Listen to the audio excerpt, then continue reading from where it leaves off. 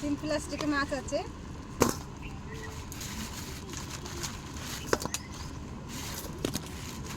তো দেখুন 3 রকম মাছ আছে।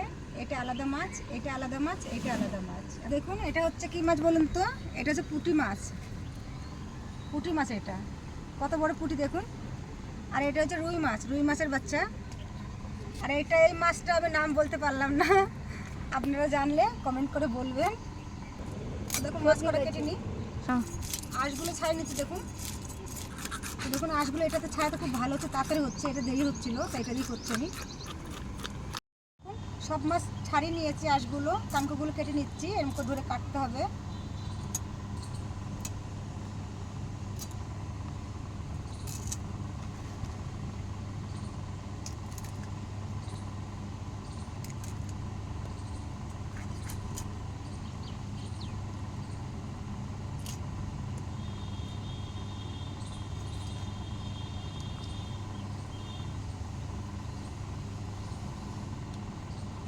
এবার এর মধ্যে ঢেলে লবণ মাখিয়ে নেবো। এখন লবণ দিয়ে দিচ্ছি, লবণটা অনেক পরিমাণে লাগবে। ভালো করে মাখিয়ে নেবো। ভালো করে লবণটা মাখিয়ে নিতে হবে, আষ্টে গন্ধটা চলে যাবে। ঢেলে দিচ্ছি।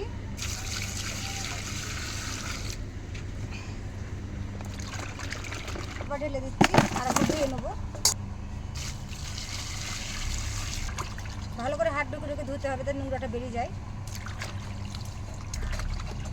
মাছটা দেখুন কত বড় বড় রেখেছি।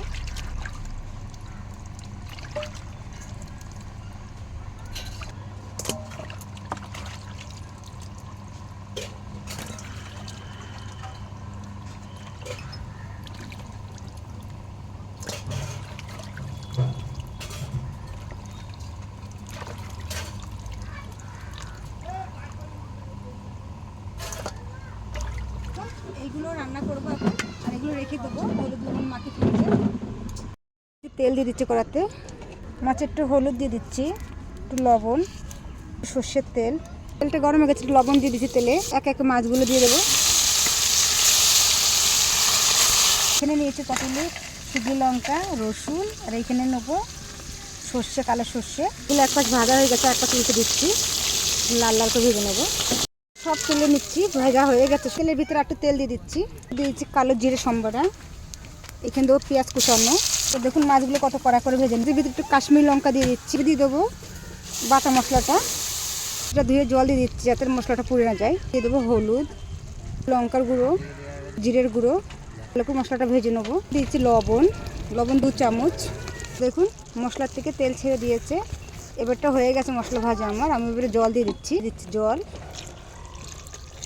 ফুটে গেছে, মাছগুলো এক একে দিয়ে দিচ্ছি।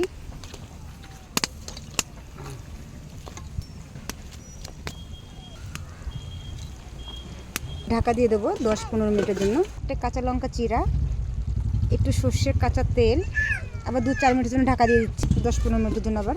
তো দেখুন তরকারিটা হয়ে গেছে, খুব সুন্দর তরকারিটা হয়েছে।